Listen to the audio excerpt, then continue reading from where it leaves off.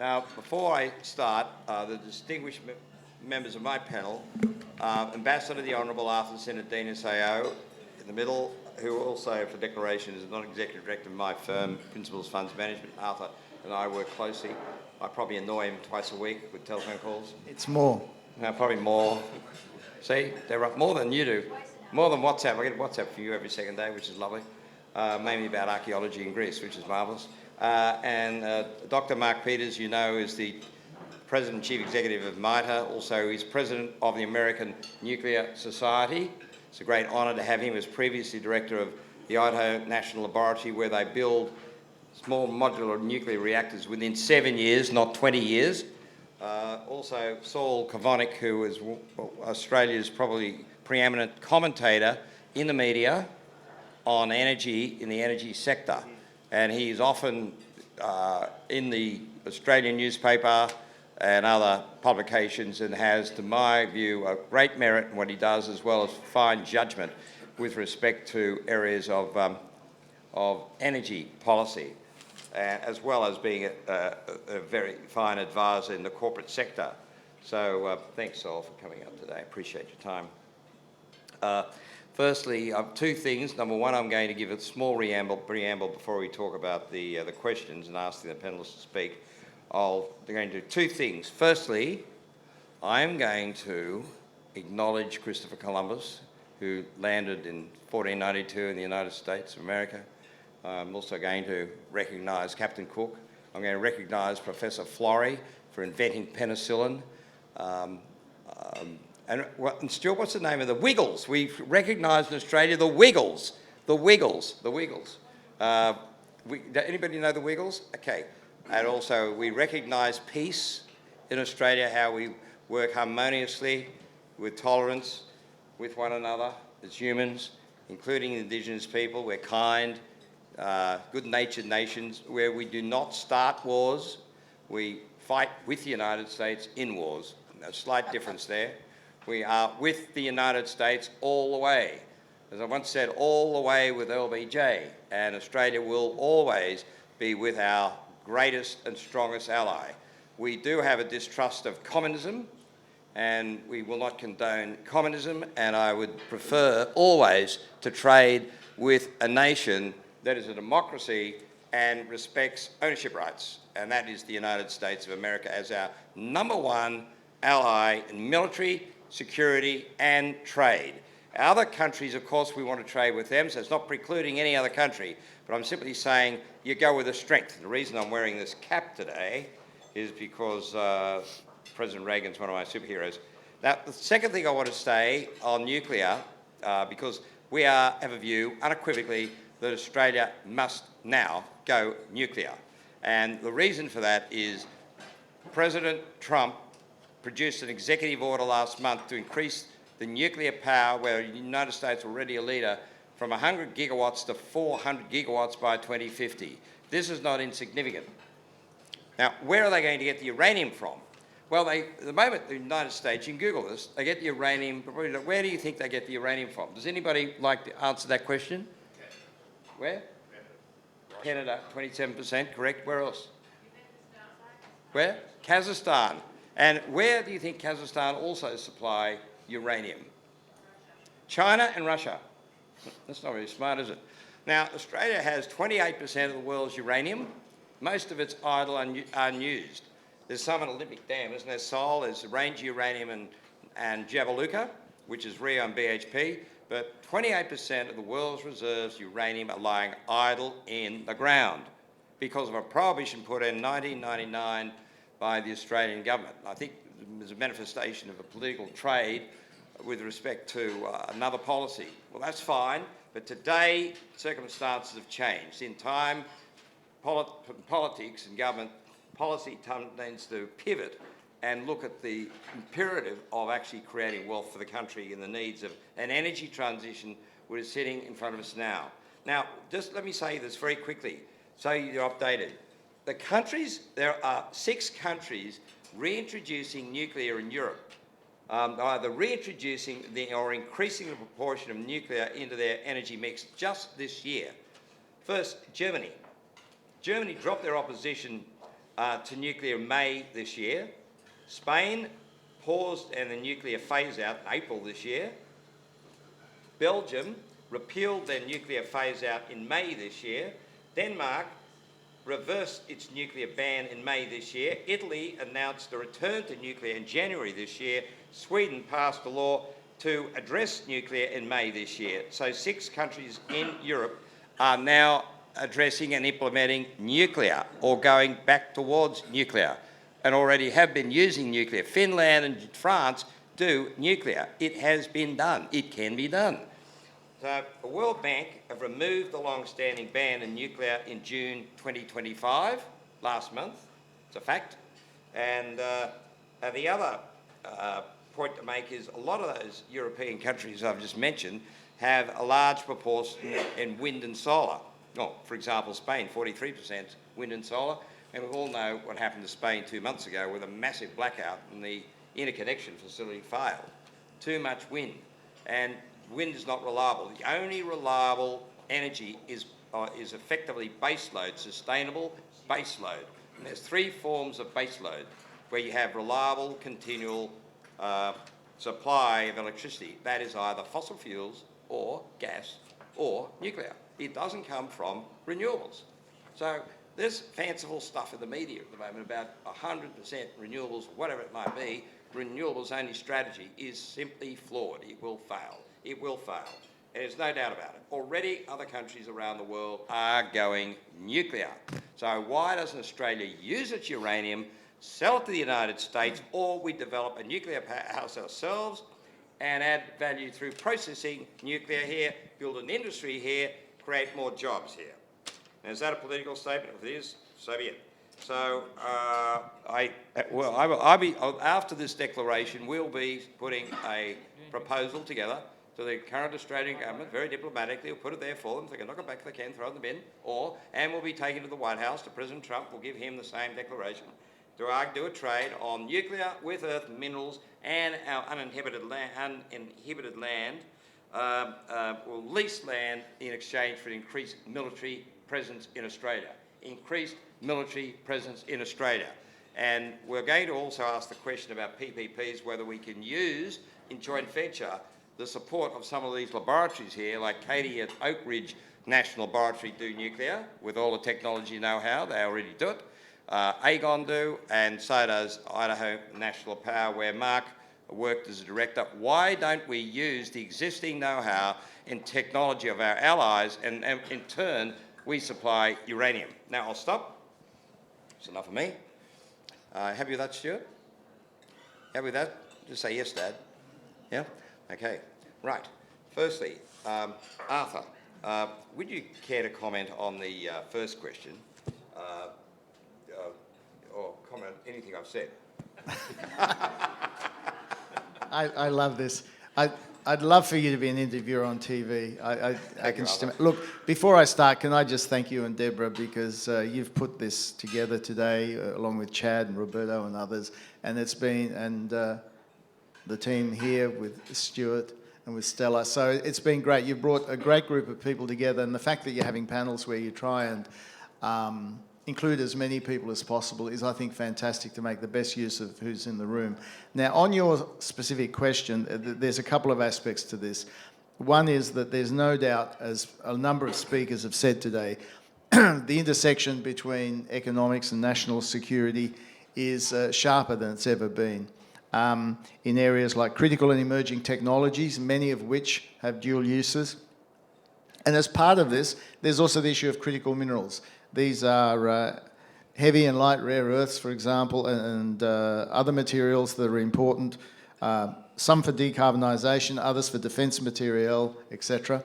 But Australia has a whole array of these critical minerals. So in one sense, uranium sits within that continuum of critical minerals where we can be a supplier to trusted allies and partners. Because the other thing that's happening in the world, the geopolitics of this time, dictate increasingly that in sensitive sectors, supply chains, which involve trusted allies and partners, are the area that people want to develop. In a funny way, the AUKUS construct, which has involved removing some of the export controls, international trafficking and arms regulations, making it easier for us to trade tech, information, and ultimately personnel between the three systems. Someone talked before about some of the difficulties in getting data. So in the AUKUS context, there are reforms going on which are a bit of a prototype of what you can do more broadly in certain sectors in order to promote national security among trusted allies and partners. And what you've put forward here, Charles, I think, is a trade that can be done with the US in an area which is sensitive for the US, and one in which Australia has a potential comparative advantage, but it does involve us doing more to exploit the resources we have in this country. There are a number of bans at either federal or state level in areas like this, like uranium, that need to be addressed. Look, no one is saying that we should litigate the last election and talk about investing in nuclear power stations or whatever, but part of it is also, and maybe it was Mark before who talked about this, the linkage between, say, something like AUKUS and having a civil nuclear industry. Yeah. And the reality that we can't wait 20 or 30 years to develop a civil nuclear industry or the personnel. We have to bring people in. We have to have that tech and skill transfer to go on. So the basic proposition, I think, is a good one. We have a new president in the White House, quite transactional. I mean, someone once said to me the Biden administration were politely transactional. Well, this lot are more sort of overtly transactional, but that's an opportunity as well. You've got a new client, as it were, in the White House. How do you relate your aims and objectives to what this new client in the in the White House is about? And do things which are mutually beneficial. And I think what you've tried to do here is create a mutually beneficial trade, and one which I think is consistent with where the US wants to go in terms of reducing its reliance on critical minerals, many of which are dominated by China in terms of the supply chains, and which raises national security issues. And we've seen with the trade negotiations which have been occurring between the US and China, that one of the levers that China has successfully brought to the table, because they've played their hand very well with the trade negotiations to date, part of it is the capacity to turn critical mineral supply on and off. And so that is one of the things that's in people's minds. Yeah. So, you know, addressing that agenda with the US administration, I think, would be a useful way to go. Mark, would you kindly give us your counsel here, share your experiences as Director of Idaho National Laboratory and the other laboratories in your capacity as President of the American Nuclear Society.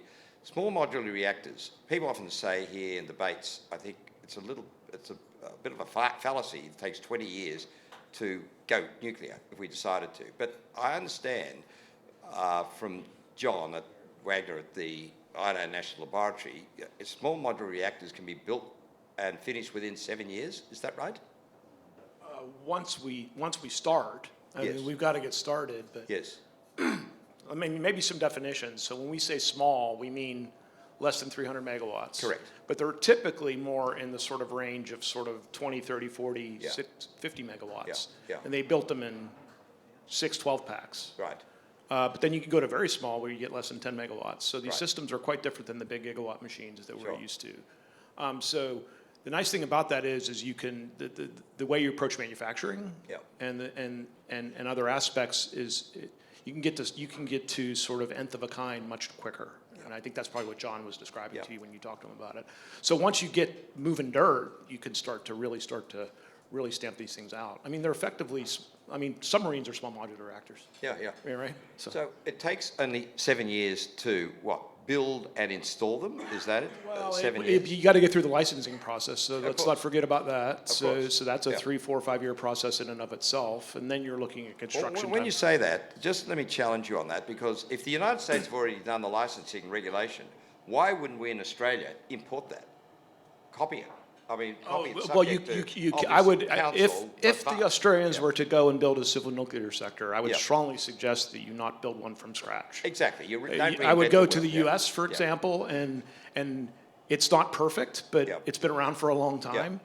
Actually, one of the EOs that our president signed was to improve that process. So I think, definitely going in and working with the U.S., the NRC, our regulator does that across the globe already. So that's definitely something that I would recommend the Australians Yeah, do. yeah, that's exciting. I think it's very positive, very exciting. So we could use the United States legislation and proven laws already, have it cross-checked by our independent legal counsel, which they naturally do, to be prudent, get a second and third opinion, necessarily Cadnarps or whoever, that you're not using, and that's the laws established, and that can be done quickly. It doesn't take 5 years, I don't think. It should take 6 months. Just give them a deadline. Give lawyers a deadline, right? You say, there's your fixed price, you've got to work within that price. Then you say, right, we want 50 SMRs up the grid within 7 years. Is that possible? No, Charles. Why not? It's not as easy to build a licensing and regulatory structure as you just articulated first thing. Right. So I love your optimism, your aspiration. You and President Trump will Well, get if you along don't famously. try, nothing ventured, nothing gained. But I think you're looking at, to build a regulatory structure from scratch and actually have reactors operating. Yeah. You should really think 10 to 15 years. Seven is not possible. Right. Can Right, I okay. Yeah, add something on yeah, this? please. In the context of standing up the AUKUS project, Pillar 1 in particular, the submarine pillar, there is a regulatory agency, a nuclear regulatory agency being stood up as part of that process. So I think what we can do over time, and I'm not an expert on this area, but is build on the capacity of a regulator like that. Yes. And when I think about small modular reactors, I think about them in the context of stationary energy, where they can be on site in industrial areas, hard to abate industries. Right. They can make a contribution there as well. We're not necessarily thinking of them as being a big supplement to the energy grid per se. Yeah, You need everything, don't you? You need all sources of power. Chris runs the But I think secretary. Mark's- Yeah, go on. I think Arthur's go on. right on, but also I would bring up, let's talk about renewables for a second. Yep. Australia's got a lot of renewables on the grid. Yeah. And actually, small to very small, to build on Arthur's point, I think actually fits beautifully into a grid that's got a lot of renewables. Because you can apply them in a distributed generation sense, if that makes sense to the audience. And also they follow load much more effectively. Yeah. So there's a lot. I mean, that's personally why I think there's value for small to very small in the U.S. context, because there's going to be more and more renewables on the grid. But also in our case, energy demand from data centers is going absolutely Good through point. the roof. And so it's actually making just in the last 2 years, it's been sort of a game changer in terms of bringing the business case back for big reactors as well. And that's part of what was in the EOs that the president signed. And the president, by the way, just today, yesterday, I guess, Australia, signed an AI action plan that really goes big on AI in the United States, and that's going to motivate a lot of nuclear. That's good. That's a great answer. Now, just on the transition, so let's say it takes 10 years. In the meantime, gas. Now, Sol, you might like to expand on gas, because in the meantime, we've got so much gas here, removed prohibition in Victoria on gas, and unlocked gas in Australia. We've got enough gas for Australia to drop the electricity price to $1. Is that right, Sol? Well, perhaps before I get directly to that, just on the data centers, because our previous session talked about this. If we want to be winners in quantum, if we want to be winners in AI, it's all data center dependent. And you actually can't offshore this to data centers in other parts of the world. You need them to be sovereign data centers. People don't appreciate this about air traffic control, drug delivery in hospitals, all dependent on local sovereign data centers. You don't want that data and that capability to be in foreign hands, particularly in unfriendly nations. And what drives data center winning, and Australia's actually winning here to a degree. We are now recognised by the hyperscalers here in Sydney as a mission critical hub for all of APAC, right? The concern is we're about to lose that edge, and it comes back to our energy policy. So data centers are energy hungry. Now, our current government has targets regarding renewables penetration and decarbonisation by 2030. Those targets were set without regard to the dynamic growth we're seeing in demand for data centres, and data centres require really reliable, clean signals, right? So it's coal, it's gas, in the future it could be nuclear. You cannot have hospitals not working for a minute. You cannot have air traffic control going down for 5 minutes. Right now, there's an active policy discussion underway within our Climate Change and Energy Department to stand on the hose and make it more difficult to continue building out data centres because it's the biggest risk to our decarbonisation and renewables targets. That's a big concern. That's great. You haven't said anything about gas, though. So gas is either very easy or very complex. So I'll give you the very easy answer. We have a lot of gas. We're just not allowed to use most of it. Why? And our approval structure, a lot of focus is on, for example, Victoria banning gas.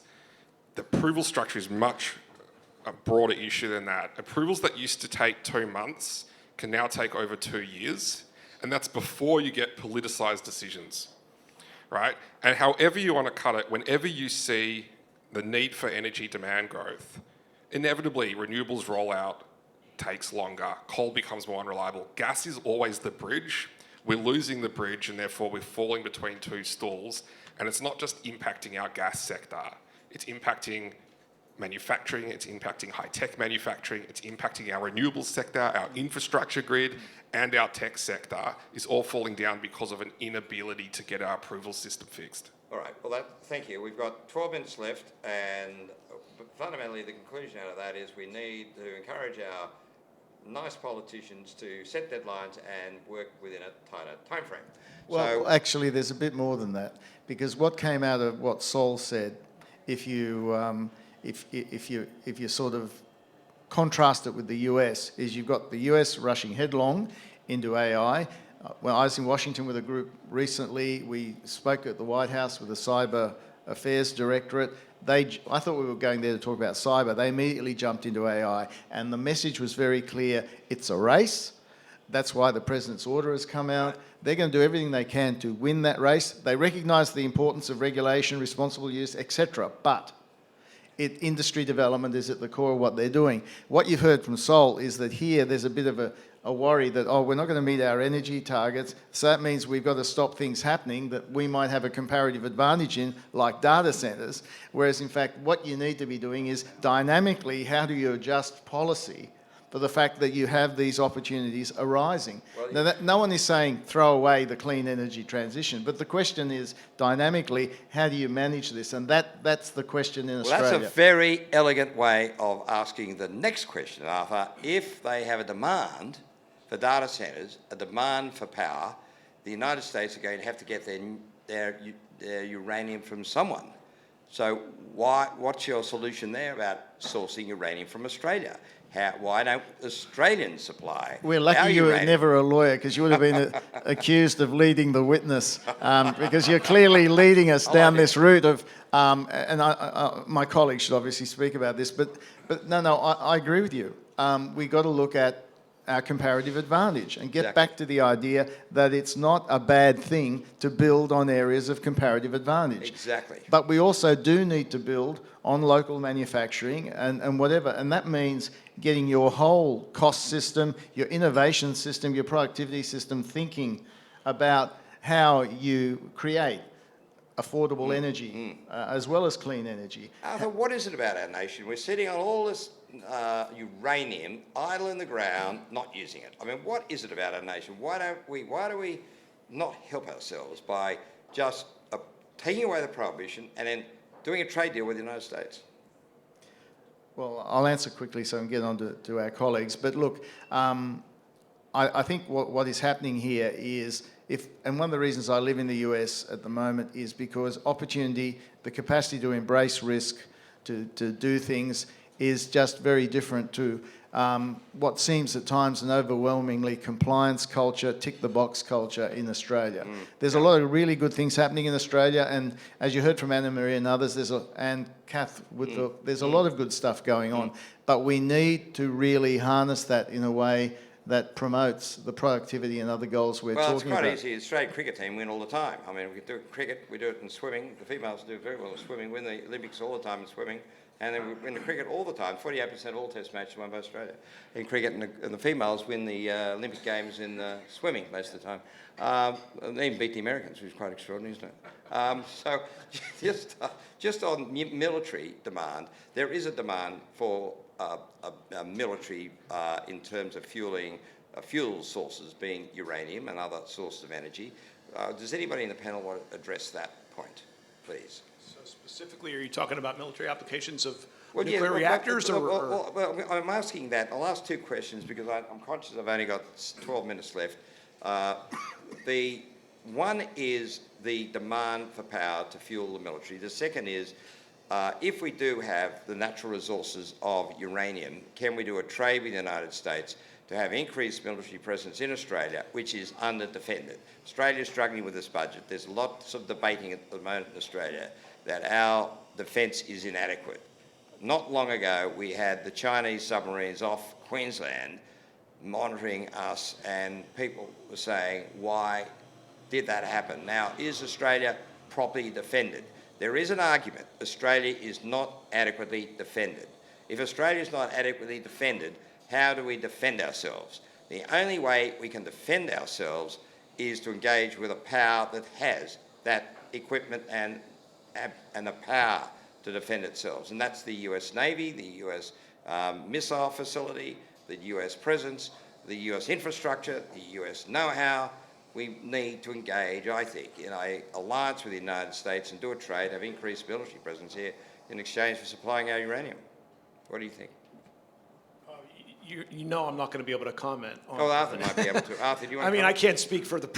I'm not a policymaker. I can't speak for that's the all right. president. There's some facts. I'm being provocative. Yeah, I know you are, but there's some facts here that we can talk about. So you talked about the 4 executive orders and the 400 gigawatts. That's right.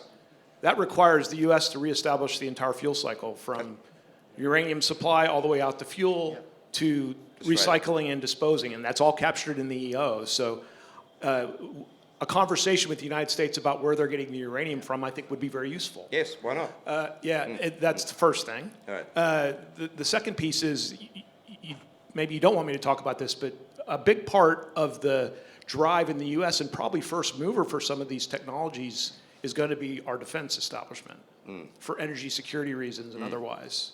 And INL has been working on some concepts with the Department of Defense in the U.S. about transportable microreactors to move to forward operating areas or remote bases and whatnot. So it's an interesting point that they could be the first mover for us, actually, in the U.S., which is interesting. But on the negotiation that one would have about the value of the uranium and what the United States would give, I would have to let the president answer that Arthur question. a question, put him on the box seat here. Arthur, if you're President Trump and you suddenly see there's a contract with Kazakhstan or in turn supplying China, what would you do?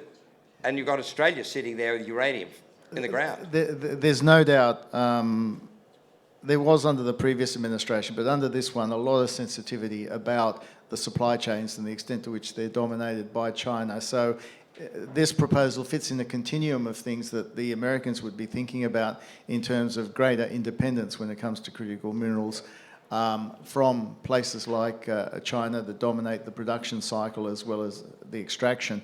And in that context, sure, you can talk about the defence piece, whether that means a greater defence presence in Australia. Well, we have a lot of what are called force posture initiatives in Northern Australia. So that presence is actually growing at the moment. I mean, the big thing I'd like to see out of such a partnership is more tech cooperation, co-investment, co-innovation, co-development. And I think that's an area where we can get real benefit out of cooperating together. And a lot of it, as Mark says, starts with military applications, but it does have spillover benefits. Well, look, I'm grateful here that we have 2 laboratory representatives. We've got Kate from Oak Ridge, and Mark, you know Idaho well. In fact, you know Deborah Wynne-Smith knows laboratories with Chad Evans. They know all laboratories.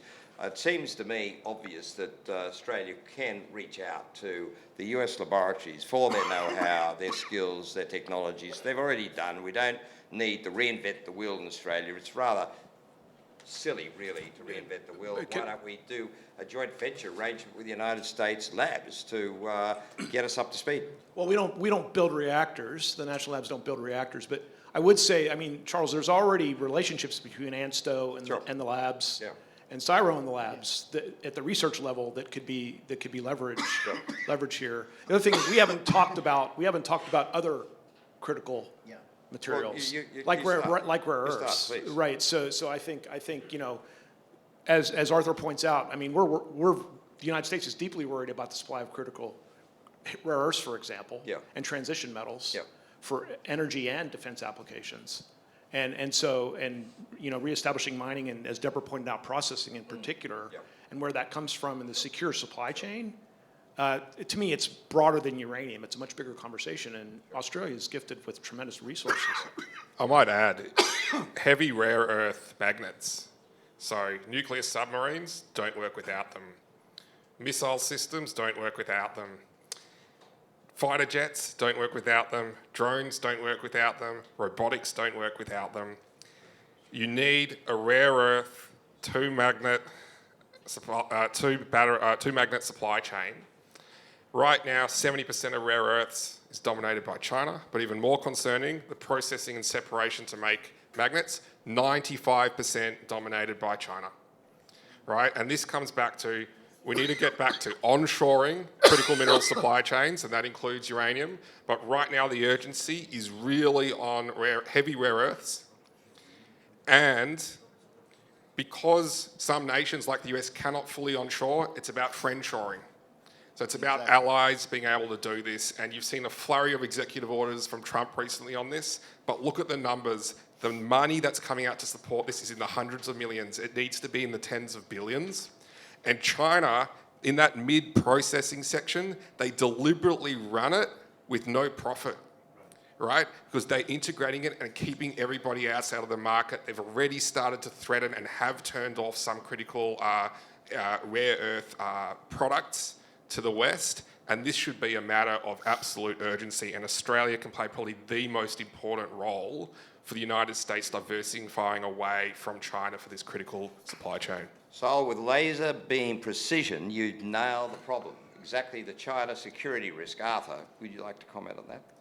Well, we've been through it, I think, and made the point. I think the challenge now is we've seen the US with the amount of assistance the Department of Defense is giving Mountain Pass, which is a critical mineral producer and the only one in the US, that I think there's now a mentality that we have got to shift it along in the way that Sol is articulating. So American government, Australian government, got to be more business discussions around what it takes, whether it's through offtake agreements, price guarantees, whatever it is, loan guarantees, to actually get a supply chain up and running and targeting. Someone talked about picking industries before. We've also got to work out on the critical minerals which ones we particularly want to prioritise. You won't be able to do them all, but this is a genuine challenge, and as Sol sort of alluded to, it's potentially existential. Arthur, could I ask one final question, then we'll wrap it up before the next session. Do you think Adam Scott or Greg Norman make quite a good ambassador to the United States? There's a stock answer to that, which is you can have ambassadors, you can have ministers, you can have bureaucrats in the relationship, but the most important relationship is between the president of the day, the prime minister of the day, because they're the decision makers. That's why people have been pushing for an early meeting between the president and the prime minister. They almost got there at the G7, but the meeting is important to establish a personal relationship and also hear directly from the president where he stands on some of the trade issues and on AUKUS as well. That's always important, whoever the leaders of the day are, because they are the custodians at that time of the relationship. And the relationship is broader than either side of politics in Australia or the US. And often when we look at the relationship, we see through whatever the volatility of the moment, and we think about the reasons why, as Americans and Australians, you know, the common values, the interests that we have bring us together and why we work so well together. And that's something that's really worth preserving. Well, Arthur, as a fellow director of my firm, I'm asking you, would you mind, be grateful if you could, arrange a golf match at the Trump Golf Course in Virginia, you and I with President Trump, and bring along Paula Dobrensky, because she knows him, we might have some golf. She quite likes coming along watching golf, and we'll just play a few holes and discuss some of these matters and get a result. Just be careful, he's pretty fast and loose the way he plays. Really? Yeah. He keeps the score? He keeps the score, yeah. Well, thank you all very much. Thank you, gentlemen. Thank you. Appreciate it. Good. Well done.